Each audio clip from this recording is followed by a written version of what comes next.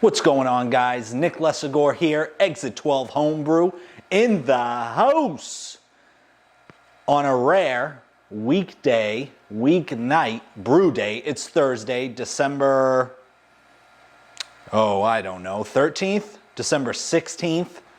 And we're here brewing a beer. Brandon couldn't make it, but I'm here and I'm brewing a West Coast IPA for us. Back when I first moved into this house, we brewed one of our first beers was a West Coast IPA that we used fresh hops from a partner of ours at the time that we brewed with. He no longer brews with us, but I want to revive the Progress 71 West Coast IPA beer style, the name. We're actually going to turn it into a bit of an experimental series. So Progress 71, West Coast IPAs, old label, kabang. And we're just going to use this, as I mentioned, as an awesome experimental series for West Coast IPAs. We feel like we have a good handle on the East Coast. Now we want to jet over to the West Coast and check out some of their crisp, hoppy, resinous, piney, malty, amazing beer style West Coast IPA. We want to try to see how well we can brew one of those. So taking a look at the grist, we're going to go in with 8 pounds of two-row, American two-row Breeze. Going to go in with 2.5 pounds of Pilsner from a local maltster in Massachusetts called Stone Path Malt. I've never used their malt before. I'm excited to use it. I think that it's going to bring some awesome character to the beer, and we really don't utilize Pilsner at all. So it's going to be interesting to see what that malt and that maltster bring to this specific beer. Again, West Coast IPA, experimentation, baby. That's what we do. 1 pound of dextrin. Gonna go in with 8.3 ounces of honey malt. 8.3 because that's all we had left in stock, and everybody knows I love my honey malt. 8 ounces of caramel 20 from Breeze. We don't use caramel malts all that much, but one of the signatures of a good West Coast IPA is a good caramel malt. I know that for sure.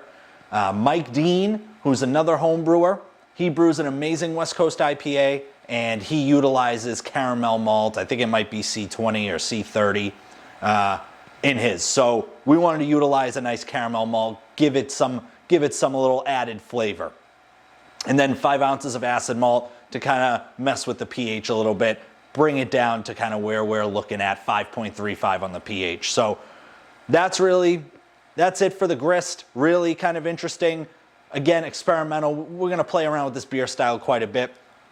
But the hops is something I'm really excited about. We're using all hops from Yakima Valley Hops, an official sponsor of the BrewTubers Online Brewers Club, Yakima Valley Hops. I just picked up just today 2 pounds total of Citra, 2020 Citra, for $14 a pound. You can't beat it. Amazing sale.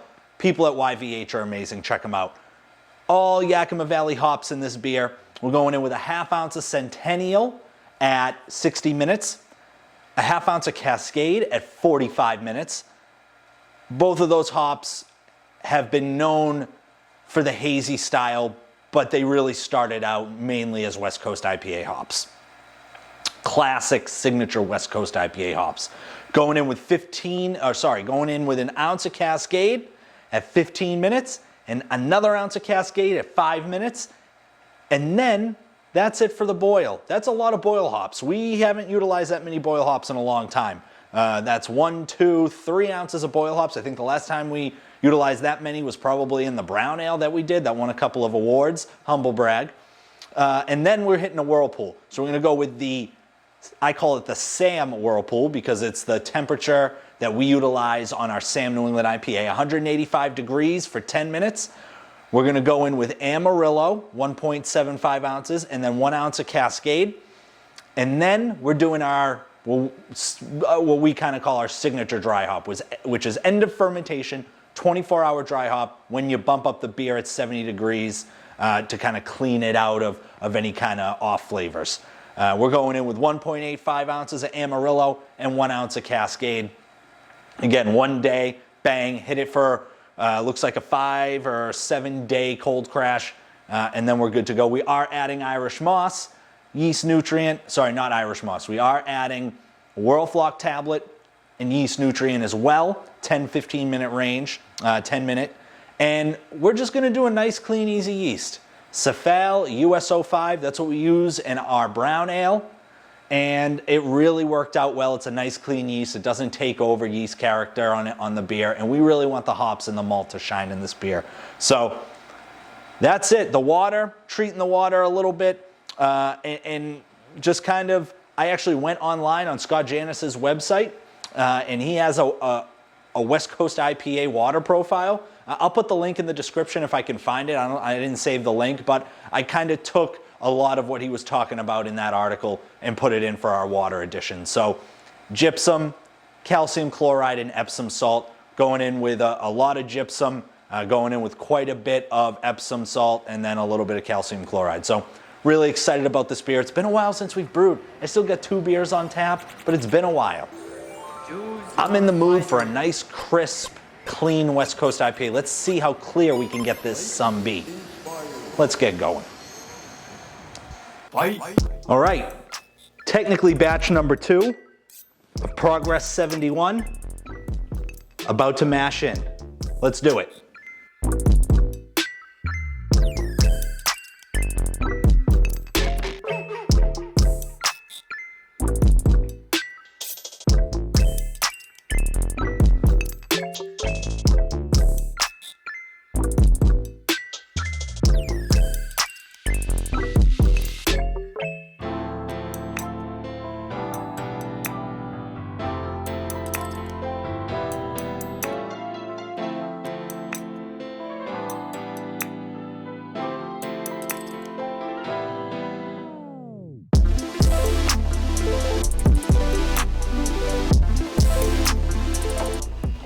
Mash thickness almost doesn't seem to be much different. The 1.5 we're using now seems to be very close, pretty much the same as the 1.7. I mean, I know by the numbers that makes sense, but let's see what our numbers look like. I'm intrigued. We may want to bring this down, that quart to pound ratio. We may want to reduce that in the future.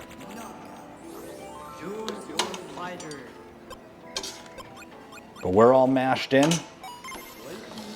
I'm gonna let this puppy sit for 10 minutes, let the grain bed settle, and then we're gonna start up the pump.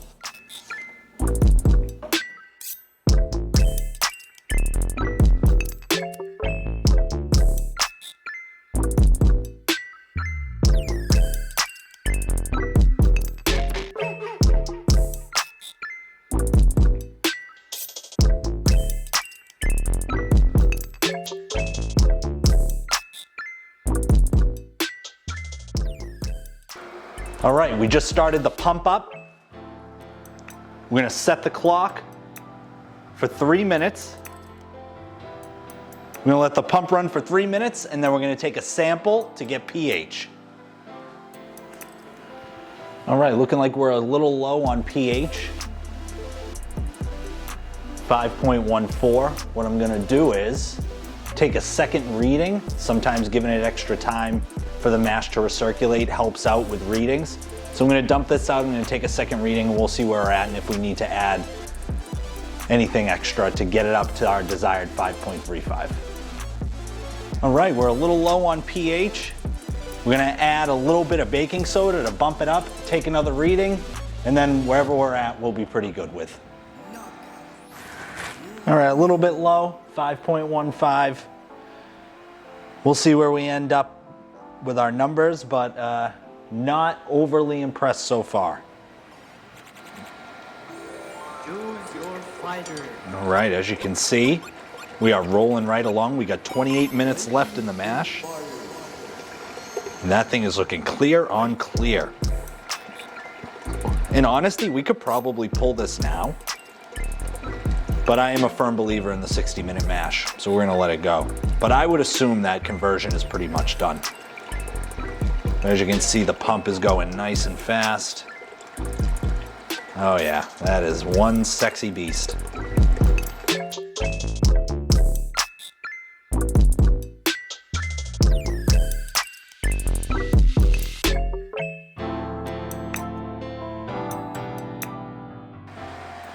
All right, let's turn the pump off.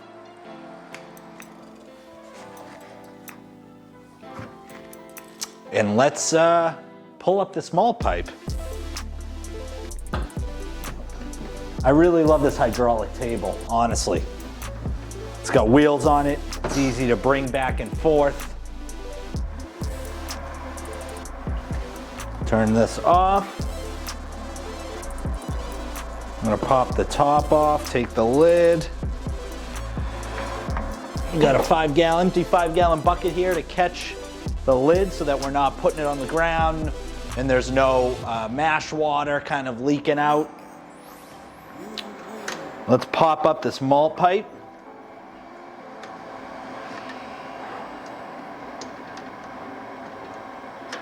It is hot. All right.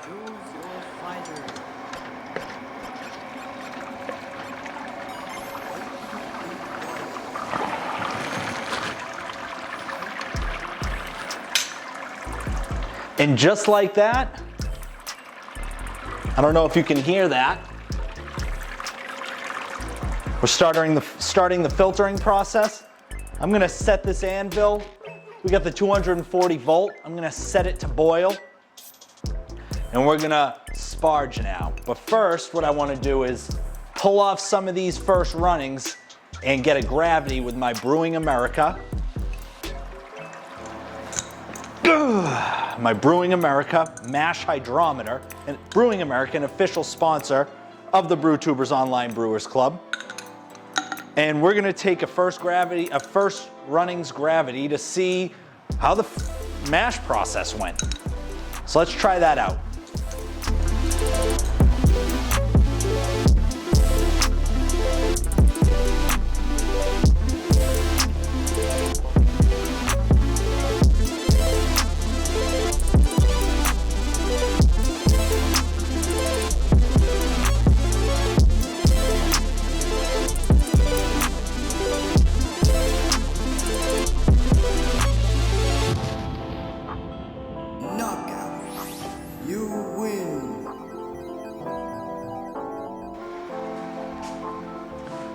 All right, we're here. It's time to sparge.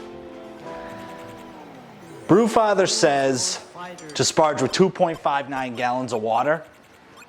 They're usually a little bit higher for our system, so we want to get 7.65 gallons pre-boil. So I'm gonna go more for yield and less for sparge volume. So let's see how that works out.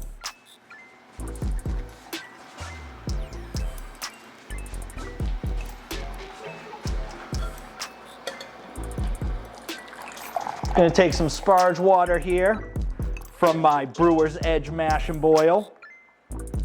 It's been heated to 170. There's about 16 ounces in here. Let's get to sparging.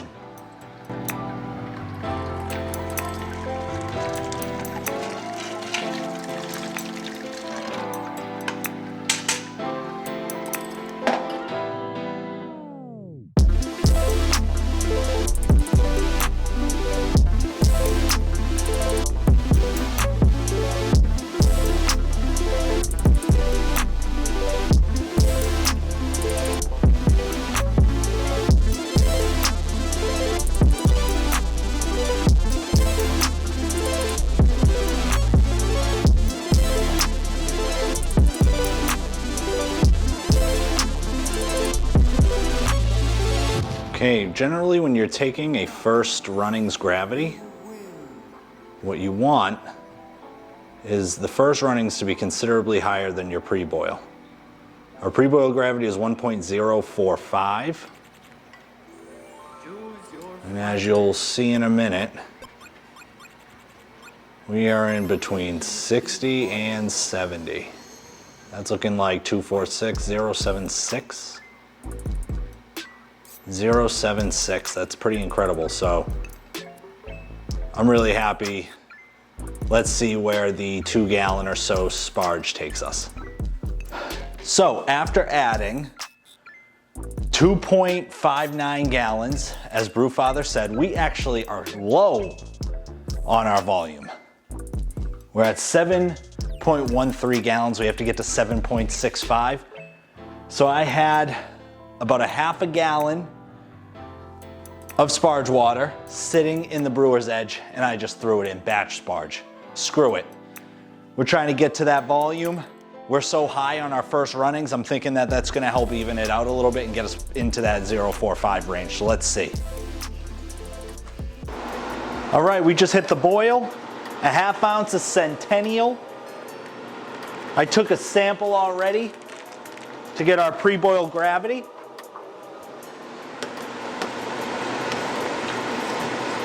Trying to avoid a boil over.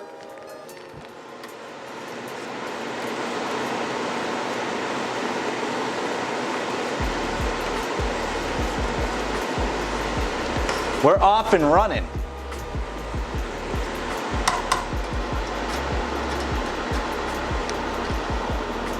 I may have to add some foam cap to this at some point.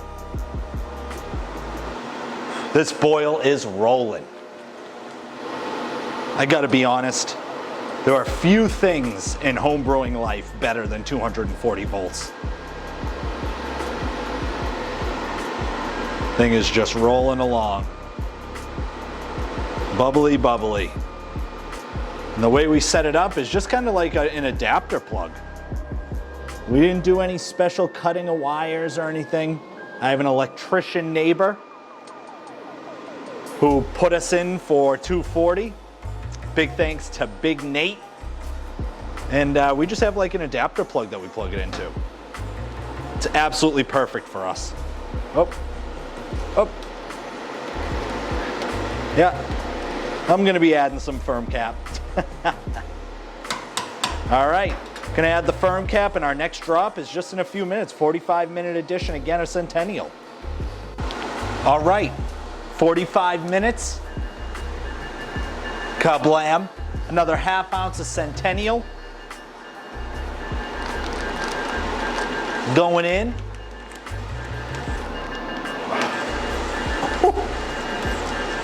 Smelling good.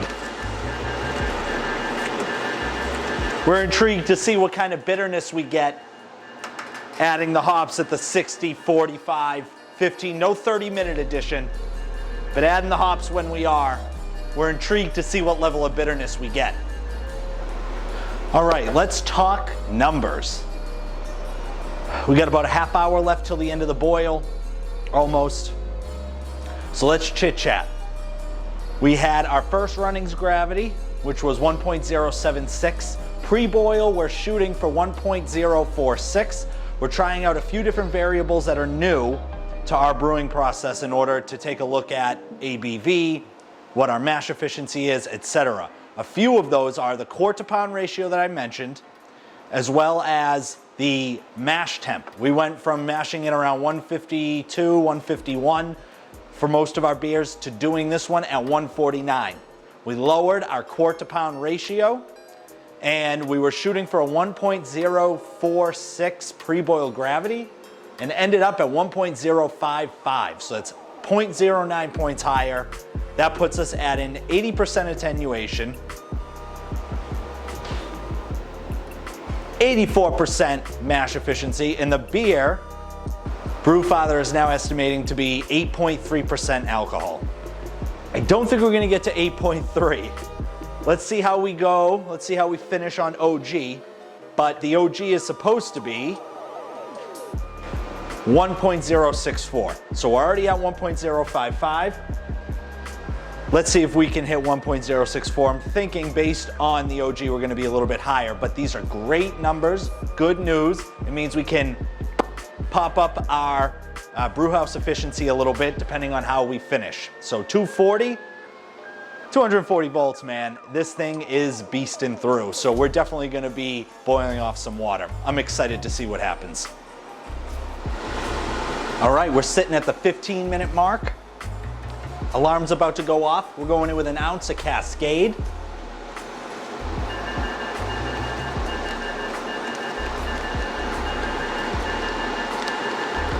Trying to pull in more of that classic West Coast characteristic. Some orange rind, some floral, earthy, I should say.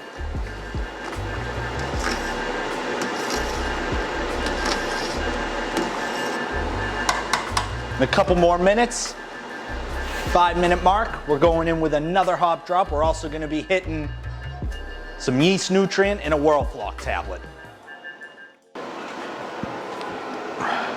All right, 5 minutes left in the boil. Another ounce of Cascade just went in.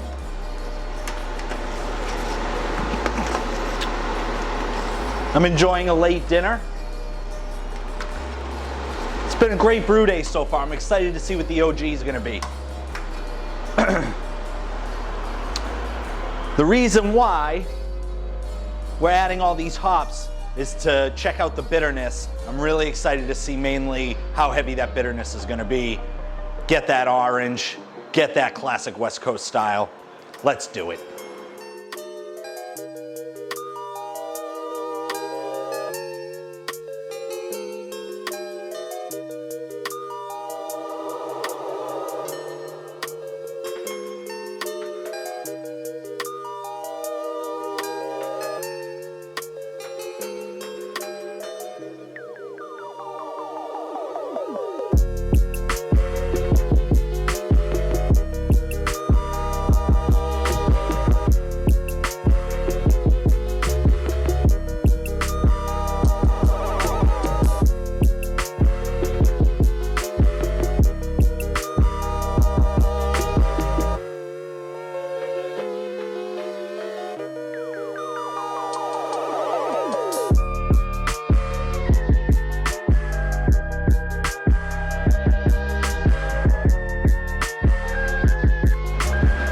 And that's how quick it is to cool to 185 with a chiller.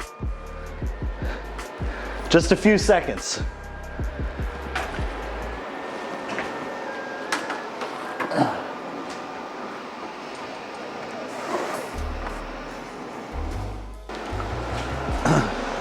All right, we cooled down to 175, but because I'm on 240, it bumped it right up to 185 in no time.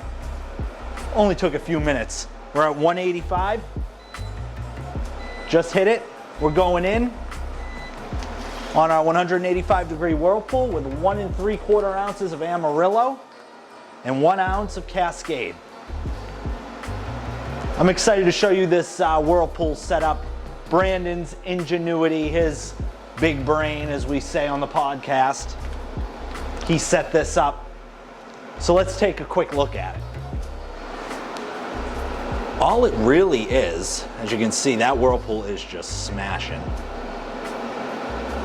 We have our cam lock fitting right there that usually connects to the lid of the anvil foundry. And we have our Whirlpool arm that runs it through. Very similar to how we recirculate. Comes down the tube from the anvil into our Blickman riptide. Goes out and then back into the beer. So we're gonna do this for 10 minutes and then we're gonna cool it down, pitch the yeast, call it a day on this Progress 71 West Coast IPA. All right, it's about that time, sitting at 67 degrees Fahrenheit. Let's transfer to the fermenter.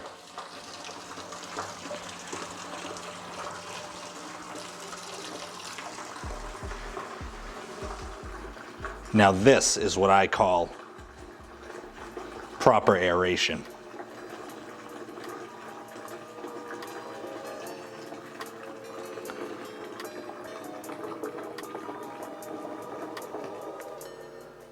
All right, so a little bit of a change of plans as I pop the top on our keg fermenter, and I'm throwing in the tilt hydrometer. I transferred the beer into the Firmzilla. Thankfully I hadn't pitched the yeast yet. Transferred the beer to the Firmzilla. I actually had forgotten to take a gravity reading. So I was gonna throw pressure on it, and through the pressure, I was gonna take the CO2 and get the beer out. And I'd have my sample. Well, I went to throw pressure on the Firmzilla, and what do you know? No gasket on my lid.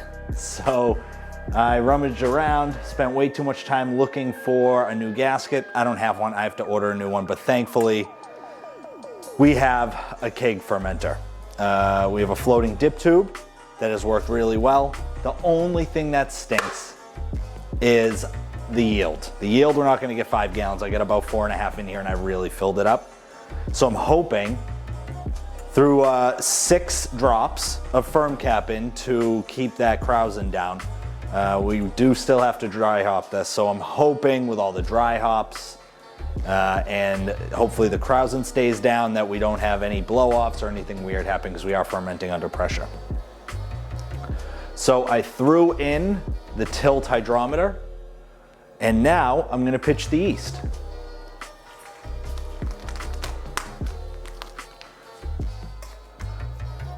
Got my scissors. Cephal US05. Really nice, easy yeast.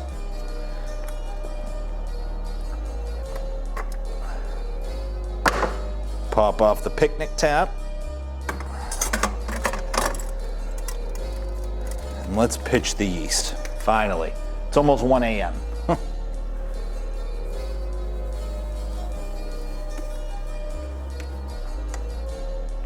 All right, we have our sample. We have pitched the yeast, and now we're gonna throw this on 10 PSI.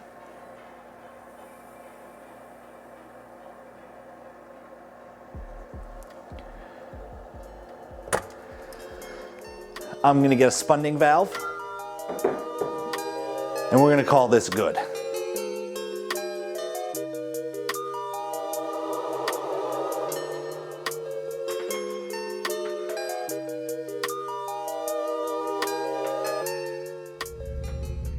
All right, we are 85 hours into fermentation. That is a little over 3 days. Excuse my voice, I'm a little under the weather. But as you can see, the tilt is reading 1.035, 68 degrees Fahrenheit. We just turned it up to 68. We started the first 3 days on 65 degrees. I wanted to ferment at a lower temperature to start off and then bump it up. I actually have seen that's possibly how Treehouse Brewing does their beers. So I thought it was interesting to try. And what I really enjoy is about this tilt, what I really enjoy is the integration it has with Brewfather. I think I'm gonna do a video on how to connect it at some point, because I think it's a really cool feature if you have tilt and if you have the Brewfather software. Some people don't even know, but you can connect the tilt to the Brewfather software. And what it does is it pulls in the readings every 15 minutes as long as you're continuously logging. I just think it's such a cool feature that Brewfather offers.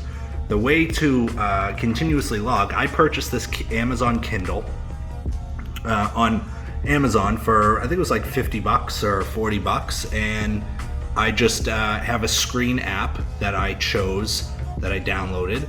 And the app basically keeps the screen on constantly because there's no setting that will allow you in the Kindle to keep the screen on consistently. And I have the tilt sitting here in the fermenter.